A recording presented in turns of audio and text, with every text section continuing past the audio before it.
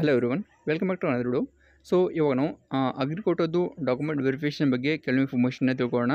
So ಅದರಲ್ಲಿ ಏನೇನು document ಬೇಕಾಗುತ್ತೆ ಮತ್ತು ಈ ಒಂದು ಪ್ರೊಸೆಸ್ ಯಾವಾಗಿಂದ ಸ್ಟಾರ್ಟ್ ಆಗುತ್ತೆ, ಯಾವಾಗ ಎಂಡ್ ಆಗುತ್ತೆ, ಮತ್ತು ಇನ್ನು ಕೆಲವು ಬೇರೆ ಡೇಟ್ಸ್ ಆಗಿರ್ಬೋದು, ಅದ್ರ ಬಗ್ಗೆ ಎಲ್ಲ ಡಿಸ್ಕಸ್ ಮಾಡೋಣ.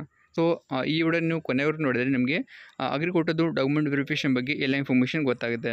ಸೊ ಇಲ್ಲಿ ಕೆಲವೊಂದು ಇನ್ಸ್ಟ್ರಕ್ಷನ್ ಕೂಡ ನೀವು ತಿಳ್ಕೊಬೇಕಾಗುತ್ತೆ, ಮತ್ತು ಹಾಗೆಯೇ ಪ್ರೊಸೀಜರ್ ಕೂಡ ತಿಳ್ಕೊಬೇಕಾಗುತ್ತೆ, ಯಾವ ಥರ ಡಾಕ್ಯುಮೆಂಟ್ ವೆರಿಫಿಕೇಷನ್ ಇರುತ್ತೆ ಹಾಗಂತ.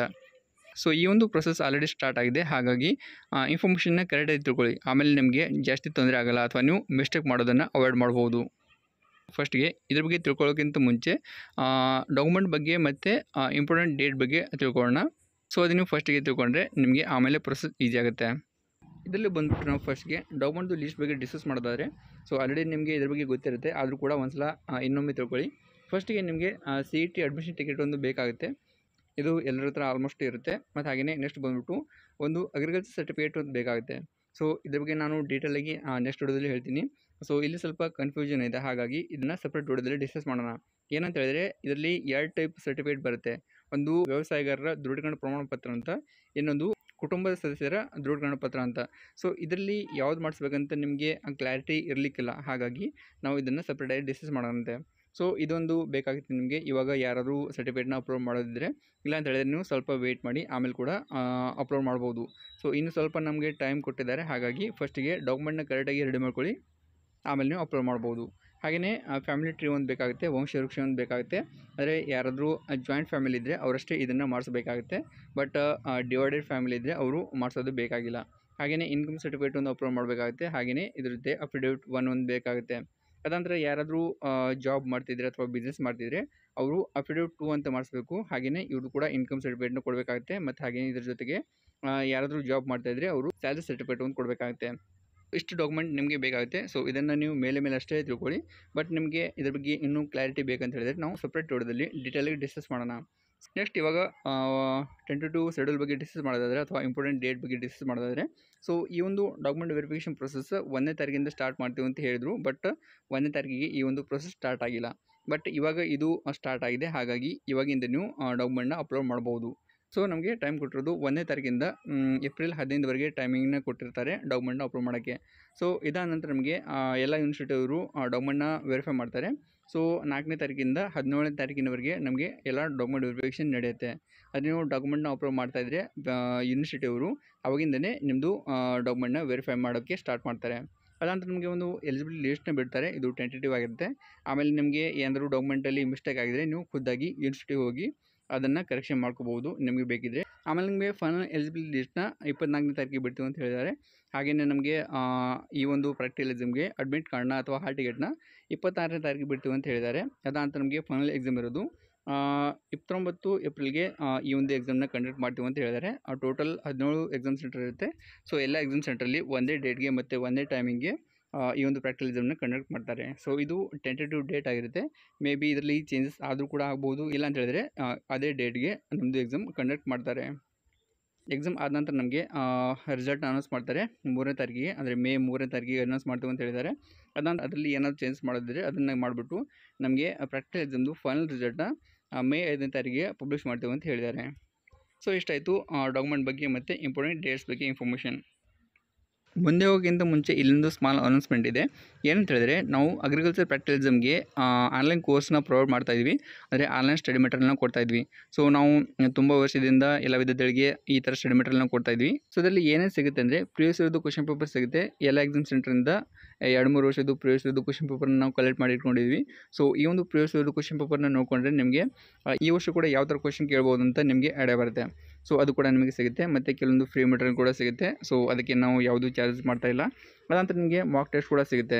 ಸೊ ಮಾಕ್ ಟೆಸ್ಟ್ನ ನೀವು ಅಟೆಂಡ್ ಮಾಡಿದರೆ ನಿಮಗೆ ಫೈನಲ್ ಎಕ್ಸಾಮಲ್ಲಿ ಯಾವ ಥರ ಕ್ವಶನ್ ಕೇಳಿರ್ತಾರೆ ಮತ್ತು ನೀವು ಯಾವ ಥರ ಆನ್ಸರ್ ಮಾಡಬೇಕಂತ ಐಡಿಯಾ ಬರುತ್ತೆ. ನೆಕ್ಸ್ಟ್ ಬಂದುಬಿಟ್ಟು ಇಲ್ಲಿ ಮೋಸ್ಟ್ ಎಕ್ಸ್ಪೆಕ್ಟೆಡ್ ಕ್ವಶನ್ ಕೂಡ ನಾವು ನಿಮಗೆ ಸಪ್ರೇಟಾಗಿ ತೆಗೆದುಕೊಡ್ತಾ ಇದ್ವಿ. ಸೊ ಫೈನಲ್ ಎಕ್ಸಾಮಲ್ಲಿ ನಿಮಗೆ ಮ್ಯಾಕ್ಸಿಮಮ್ ಕ್ವಶನ್ಸ್ ಇದೇ ಟಾಪಿಕಿಂದ ಬರುತ್ತೆ. ಸೊ ಹಾಗಾಗಿ ಅದನ್ನು ಕೂಡ ನೀವು ರೆಫರ್ ಮಾಡ್ಕೋಬೋದು. ಹಾಗೆಯೇ ನಾವು ನಿಮಗೆ ಟಾಪಿಕ್ ವೈಸ್ ಎಲ್ಲ ಸ್ಪೆಸಿಮನ್ನ ಕವರ್ ಮಾಡಿ ನಿಮಗೆ ಸಪ್ರೇಟಾಗಿ ಕೊಡ್ತಾಯಿದ್ವಿ. ಸೊ ಎಲ್ಲ ಇನ್ಫಾರ್ಮೇಷನ್ನು ಕ್ಲಿಯರಾಗಿ ನೋಡ್ಕೋಬೋದು. ಸೊ ಇದೇ ಮೆಟೀರಿಯಲ್ ನೀವು ಕರೆಕ್ಟಾಗಿ ಪರ್ಫೆಕ್ಟ್ ಆದರೆ ನೀವು ಎಕ್ಸಾಮಲ್ಲಿ ಒಳ್ಳೆ ಸ್ಕೋರ್ ಮಾಡ್ಬೋದು. ಸೊ ನೀವು ಯಾವುದೇ ಕೋಚಿಂಗ್ ಕ್ಲಾಸ್ಗೆ ಜಾಯ್ನ್ ಆಗೋದು ಅವಶ್ಯಕತೆ ಇಲ್ಲ. ಸೊ ನಮ್ಮದು ಸ್ಟಡಿ ಮೆಟೀರಿಯಲ್ದು ಕಾಸ್ಟ್ ಕೂಡ ನಾವು ತುಂಬ ಕಡಿಮೆ ಇಟ್ಟಿದ್ವಿ. ಹಾಗಾಗಿ ಎಲ್ಲ ವಿದ್ಯಾರ್ಥಿಗಳು ಇದನ್ನು ಪರ್ಚೇಸ್ ಮಾಡಿಕೊಂಡು ಮನೆಯಲ್ಲಿ ಕುಂತು ಓದ್ಕೋಬೋದು. ಸೊ ನೀವು ಆಫ್ಲೈನ್ ಕೋಚಿಂಗ್ ಹೋಗ್ತೀರಂದರೆ ಅಲ್ಲಿ 8,000 to 10,000 ರೂಪಾಯಿ ಅವರು ಚಾರ್ಜ್ ಮಾಡ್ತಿದ್ದಾರೆ 15-20 ದಿನಗೋಸ್ಕರ. ಸೊ ಇದು ನಿಮ್ಮ ಚಾಯ್ಸ್ ಆಗಿರುತ್ತೆ. ಅಷ್ಟು ಅಮೌಂಟ್ ಕೊಟ್ಟು ನೀವು ಆಫ್ಲೈನ್ ಕೋಚಿಂಗ್ ಹೋಗ್ತೀರಾ ಅಥವಾ ಮನೆಯಲ್ಲಿ ಕೂತ್ಕೊಂಡು ಓದ್ತೀರಾ ಹಂಗಂತ. ಸೊ ಇಷ್ಟೆಲ್ಲ ಇನ್ಫಾರ್ಮೇಷನ್ ನೀವು ಕರೆಕ್ಟಾಗಿ ತಿಳ್ಕೊಂಡ್ರೆ ಮತ್ತು ಪರ್ಫೆಕ್ಟ್ ಆದರೆ ಸೊ ಈಸಿಯಾಗಿ ನೀವು ಒಳ್ಳೆ ಸ್ಕೋರ್ ಮಾಡ್ಬೋದು. ಸೊ ಅಗ್ರಿಕಲ್ಚರ್ ಪ್ರಾಕ್ಟಿಕಲ್ ಎಕ್ಸಾಮ್ ಅಷ್ಟೊಂದು ಡಿಫಿಕಲ್ಟಿ ಏನೂ ಇರೋಲ್ಲ. ಸೊ ನೀವು ಎಲ್ಲ ಸ್ಪೆಸಿಮೆನ್ನ ಪರ್ಫೆಕ್ಟಾಗಿ ಕರೆಕ್ಟಾಗಿ ನೋಡಿಕೊಂಡ್ರೆ ಡೆಫಿನೆಟಾಗಿ ಒಳ್ಳೆ ಸ್ಕೋರ್ ಮಾಡ್ತೀರಾ. ಸೊ ನಾವು ಪ್ರತಿ ವರ್ಷ ಎಲ್ಲ ವಿದ್ಯಾರ್ಥಿಗಳಿಗೆ ಈ ಒಂದು ಸ್ಟಡಿ ಮೆಟೀರಿಯಲ್ನ ಕೊಡ್ತಾ ಇದ್ದೀವಿ ಮತ್ತು ಎಲ್ಲರೂ ಮನೆಯಲ್ಲೇ ಕುಂತು ಒಳ್ಳೆ ಸ್ಕೋರ್ ಮಾಡಿದ್ದಾರೆ. ಹಾಗಾಗಿ ಈ ವರ್ಷ ಕೂಡ ನಾವು ನಿಮಗೆ ಹೆಲ್ಪ್ ಆಗಬೇಕು ಮತ್ತು ನಿಮ್ಮ ಅಮೌಂಟ್ ಸೇವ್ ಮಾಡಬೇಕಂತ ಇದನ್ನು ಹೇಳ್ತಾ ಇದ್ವಿ. ಸೊ ಇದನ್ನು ಬಿಟ್ಟು ನಿಮ್ಮ ಚಾಯ್ಸ್ ಆಗಿರುತ್ತೆ. ಸೊ ನೀವು ಇಷ್ಟ ಇದ್ದರೆ ನಮ್ಮ ಸ್ಟಡಿ ಮೆಟೀರಿಯಲ್ ಪರ್ಚೇಸ್ ಮಾಡ್ಕೋಬೋದು. ಇಲ್ಲ ಅಂತ ಹೇಳಿದ್ರೆ ನಿಮ್ಗೆ ಯಾವ ಥರ ಅನಿಸುತ್ತೆ ಆ ಥರ ಮಾಡ್ಬೋದು. ಸೊ ಒಂದು ವೇಳೆ ನಿಮಗೆ ಈ ಒಂದು ಸ್ಟಡಿ ಮೆಟೀರಿಯಲ್ನ ಪರ್ಚೇಸ್ ಮಾಡ್ಬೇಕಂತ ಅನಿಸಿದರೆ ಈ ವಿಡಿಯೋದು ಫಸ್ಟ್ ಕಮೆಂಟಲ್ಲಿ ನಾನು ಪ್ರೊಸೀಜರ್ನ ಹೇಳಿರ್ತೀನಿ ಮತ್ತು ಲಿಂಕ್ನ ಕೊಟ್ಟಿರ್ತೀನಿ. ಸೊ ಆ ಥರ ನೀವು ಪ್ರೊಸೀಜರ್ನ ಫಾಲೋ ಮಾಡಿಕೊಂಡು ಇದನ್ನು ಈಸಿಯಾಗಿ ಪಡ್ಕೋಬೋದು. ಸೊ ಸಿಂಪಲ್ ಸ್ಟೆಪ್ ಇರುತ್ತೆ. ಸೊ ನಾನು ಒಂದು ಲಿಂಕ್ನ ಕೊಟ್ಟಿರ್ತೀನಿ. ಆ ಒಂದು ಲಿಂಕ್ನ ಯೂಸ್ ಮಾಡಿಕೊಂಡು ಫಸ್ಟಿಗೆ ಪೇಮೆಂಟ್ ಮಾಡಬೇಕಾಗುತ್ತೆ. ಆಮೇಲೆ ಅಲ್ಲಿ ನಿಮಗೆ ಒಂದು ವಾಟ್ಸಪ್ ನಂಬರ್ನ ಕೊಟ್ಟಿರ್ತೀನಿ. ಸೊ ಆ ಒಂದು ವಾಟ್ಸಪ್ ನಂಬರ್ಗೆ ನಾವು ಪೇಮೆಂಟ್ ಮಾಡಿದೆವು ಅಂತ ನಮಗೆ ಮೆಸೇಜ್ ಮಾಡಿದರೆ ಸೊ ನಾವು ಅದನ್ನು ಒಂದು ಸಲ ಚೆಕ್ ಮಾಡಿಬಿಟ್ಟು ನಿಮ್ಮ ಮೇಲ್ ಐಡಿಗೆ ಎಲ್ಲ ಇನ್ಫಾರ್ಮೇಷನ್ನ ಅಥವಾ ಎಲ್ಲ ಸ್ಟಡಿ ಮೆಟೀರಿಯಲ್ನ ಕಳಿಸ್ಕೊಡ್ತೀವಿ. ಸೊ ಜಸ್ಟ್ 5 to 10 ಮಿನಿಟ್ಸಲ್ಲಿ ನಿಮಗೆ ಎಲ್ಲ ಸ್ಟಡಿ ಮೆಟೀರಿಯಲ್ ಸಿಗುತ್ತೆ. ಸೊ ಅವಾಗಿಂದನೇ ನೀವು ಪ್ರಿಪ್ರೇಷನ್ ಸ್ಟಾರ್ಟ್ ಮಾಡ್ಬೋದು. ಆಮೇಲೆ ಇವಾಗ ನಾವು ಮತ್ತೆ ಬ್ಯಾಕ್ ಬರೋಣ. ಸೊ ಇವಾಗ ನಿಮ್ಮ ಹತ್ರ ಡಾಕ್ಯುಮೆಂಟ್ ಎಲ್ಲ ರೆಡಿ ಇದೆ ಅಂತ ಹೇಳಿದ್ರೆ ಸೊ ಇವಾಗ ನಾವು ಈ ಒಂದು ವೆಬ್ಸೈಟ್ಗೆ ವಿಸಿಟ್ ಮಾಡಬೇಕಾಗುತ್ತೆ. ಅದಂತರ ಇಲ್ಲಿ ನಿಮಗೆ 3 ಲೈನ್ ಕಾಣುತ್ತೆ. ಇದ್ರ ಮೇಲೆ ಕ್ಲಿಕ್ ಮಾಡಿ.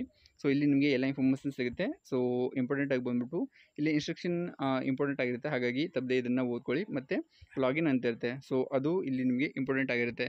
ಸೊ ಫಸ್ಟಿಗೆ ನೀವು ಇನ್ಸ್ಟ್ರಕ್ಷನ್ನ ಕರೆಕ್ಟಾಗಿ ಓದ್ಕೋಬೇಕಾಗುತ್ತೆ. ಸೊ ಇಲ್ಲಿ ಕೂಡ ನಮಗೆ ಒಂದು ಡೇಟ್ನ ಮೆನ್ಷನ್ ಮಾಡಿದ್ದಾರೆ. 15ನೇ ತಾರೀಕು ನಮಗೆ ಲಾಸ್ಟ್ ಡೇಟ್ ಆಗಿರುತ್ತೆ ಡಾಕ್ಯುಮೆಂಟ್ ಅಪ್ಲೋಡ್ ಮಾಡೋಕ್ಕೆ. ಸೊ ಇಲ್ಲಿ ನಾವು ಫಸ್ಟಿಗೆ ಇನ್ಸ್ಟ್ರಕ್ಷನ್ನ ನೋಡೋಣ.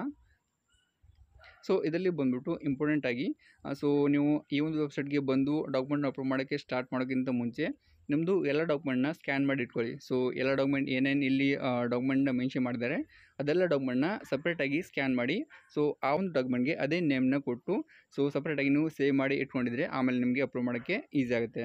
ಮತ್ತು ಹಾಗೆಯೇ ಇದ್ರದ್ದು ಸೈಜ್ ಕೂಡ ಕೊಟ್ಟಿರ್ತಾರೆ.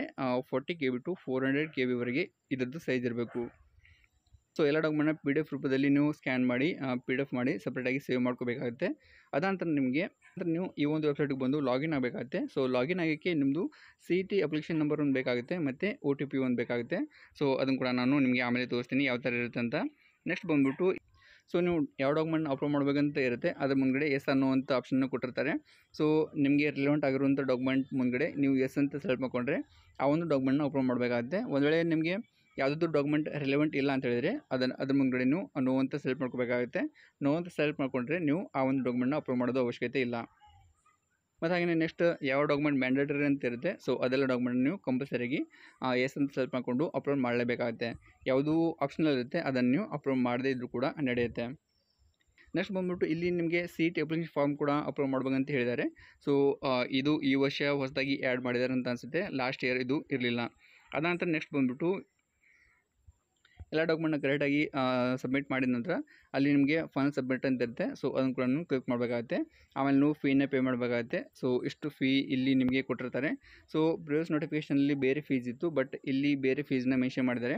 ಸೊ ಇದೇ ನೀವು ಫೈನಲ್ ಫೀಸ್ ಅಂತ ಅನ್ಕೋಬೋದು. ಸೊ ಕೆಲವೊಂದು ಸಲ ನೋಟಿಫಿಕೇಷನಲ್ಲಿ ಸ್ವಲ್ಪ ಮಿಸ್ಟೇಕಾಗಿ ಪ್ರಿಂಟ್ ಮಾಡಿರ್ತಾರೆ.